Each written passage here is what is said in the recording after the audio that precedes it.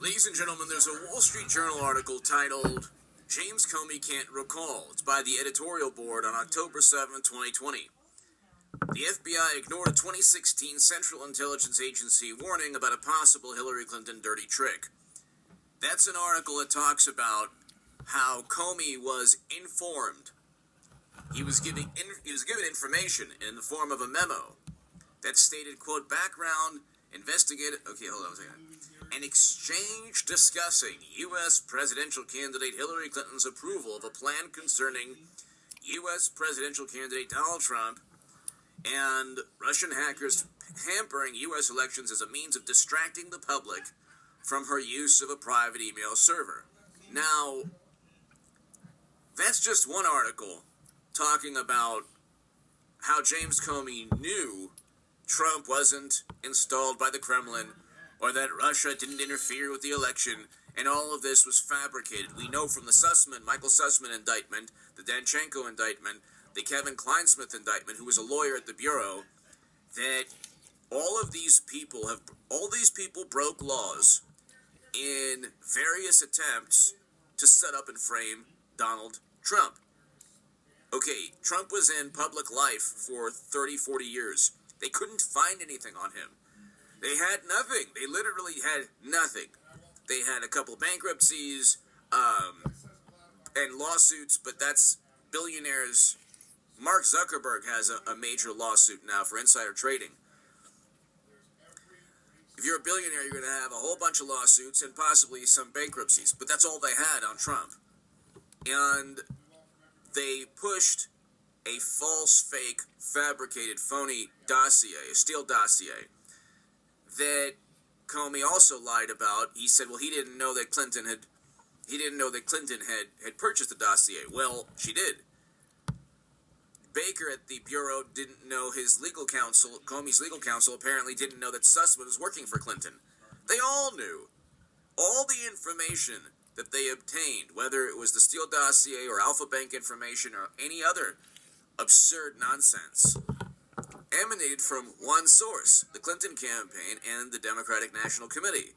That's why when Comey asked for DNC servers and he was denied and he was given only a copy from a tech company, that tech company was paid by the Democratic Party. And then that tech company's copy was utilized to create the assessment. So the ODNI, the Office of Director of National Intelligence, their report on Russian interference was based on high to moderate confidence assessments. It wasn't based on any certainty. They weren't certain about anything. They were confident. Then the Senate panel confirmed their confidence. So it's this semantic game that they played. And media ran with it. Oh, it's confirmed. It's confirmed. We've indicted Russian intelligence officials. Well, they were indicted for hacking the DNC based on Company One's research. Company One was the same company that gave Comey copies of the servers. And Company One was the only evidence used to indict those intelligence officials. Simply saying, well, the U.S. intel community agrees with what Company One said is not evidence. But here, Daily Mail, ex-director of national intelligence, claims Biden and President Obama knew about Hillary campaign to mine data from Trump servers. Enough evidence in Durham's Russia probe to indict multiple people. Now, John Ratcliffe told Special Counsel Durham there's enough evidence to indict multiple people connected to the origins of Trump-Russia probe. I spoke to an attorney recently, a very, very, very powerful and intelligent, very intelligent attorney, okay? And he told me, he said, these people, like the Durham probe or prosecutors, U.S. prosecutors, they're not going to take on a case unless they're absolutely sure that they can win the case, okay? So a person like Durham is not going to indict anyone unless he's absolutely sure. Now, whether or not there's enough to indict is different from John Durham, the special counsel, compiling enough information to secure a conviction. By the way, hit subscribe to this channel right now. Every day at around every evening at around 11 p.m., 10 p.m. Pacific time, I will have an upload. I might resume tomorrow the live streams. These uploads are doing well, but I might have an upload at around 11, 10 p.m. every evening now on the fact that nuclear annihilation and a U.S. economic depression is possible. So the Dow is approaching 1,000 points down today, 700 or so. Gas nationally is over $4. It's over $5 in some places. If you know where it's over $6 or close to $7, let me know. Let's see. Oil hit 130 yesterday. It's around. Oil prices. I mean, my God, if you look, it's just unbelievable. They hit 130 yesterday, and they're down to about 123 now, Brent crude. But still, you have inflation at 7.5%. Oil that hit 130 will go past all-time highs, or the all-time high is 147. Gas is skyrocketing. Bitcoin is eventually going to get to 10,000, unfortunately, because I respect Bitcoin and the people who invest in the philosophy behind it. The Dow will get to around 20,000 or so. I predicted the stock market crash we're seeing. After I wrote my Federalist article, the Dow tanked about 4,000 points in the past 5 months. And we're going to see the 2,000 to 3,000 to 4,000 point drops in a day. And so I predicted the stock market crash. I told you that what's taking place between Russia and the U.S. is going to escalate into a nuclear confrontation, and it did. Russia elevated its nuclear readiness. So they're on higher alert, which makes the whole world more unsafe, more of a volatile, unstable place.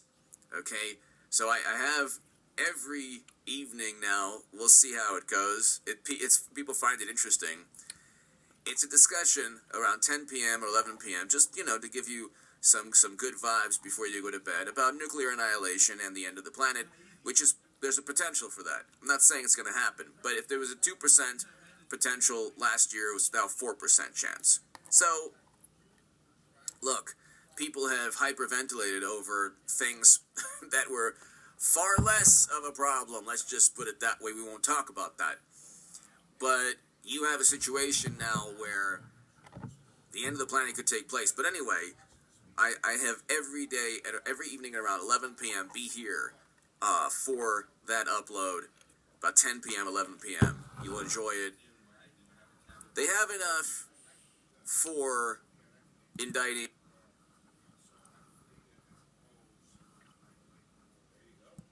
a lot of people, Comey included. No doubt Peter Strzok.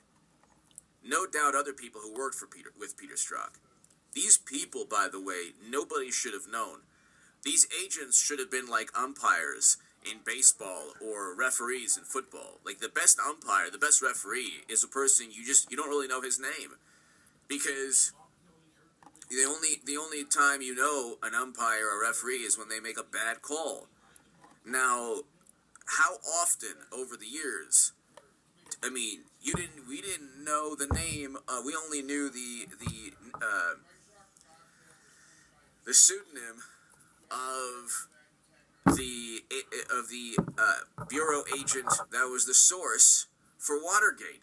Okay, we didn't know his name for decades.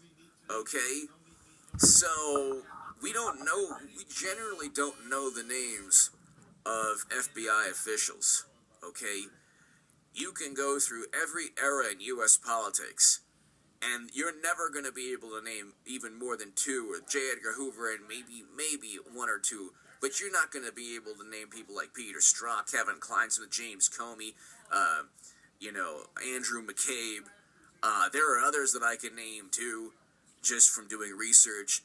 This is an era where these, because they are either investigated by the Durham probe or actually fired by William Barr or, kicked out of the Bureau because of lying like Andrew McCabe, or kicked out of even the Mueller probe like Peter Strzok, or because they had text messages like Strzok saying, "We'll stop Trump."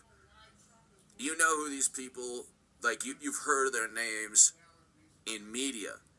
Now, media and bureau officials should not ever mix, but there's this unholy symbiotic relationship now where you had journalists at left-leaning publications feeding information, or no, obtaining information from officials, government agents, intel officials, then spreading the nonsense into the airwaves, and you have half the population who needed some excuse. What happened was Clinton lost to Trump, like I said she would, by the way. I was one of the only people on the left, if not the only person, to say that she would lose to Trump. NPR quoted me. That's on hagoodman.com. You can read my writing on The Hill, The Huffington Post, Salon, The Jerusalem Post, The Federalist. Read my Federalist article predicting the stock market crash. That's below in the pinned comment. But you have all of these, like, you have media, and Horowitz found this out, the Inspector General, and you have government agents, and they were partisan, and they wanted one thing, to set up and frame Trump. Now, Durham has enough to indict Comey right now, because he knew everything emanated from Clinton. He knew, like they all did, that they weren't going to talk about national security. Now, there are ideologues, Democratic ideologues, that they were playing to, that they were trying to, foment the allegiance of these ideologues to for the Democratic Party, not for the country. So when you have people saying, well, Russia attacked our democracy, what they mean is they don't know for certain, they don't know without a shadow of a doubt that Russia hacked the DNC to inform the country what? And it gets back to Bernie Sanders, that Bernie Sanders was cheated. How absurd is that? Anyway, give me your thoughts below. He has enough to indict, but he's waiting for more information and evidence. Give me your thoughts below. Hit subscribe right now. Be here tonight at around 10 p.m. 11 for the series, the ongoing series on the, which you could say is the end of the world. I don't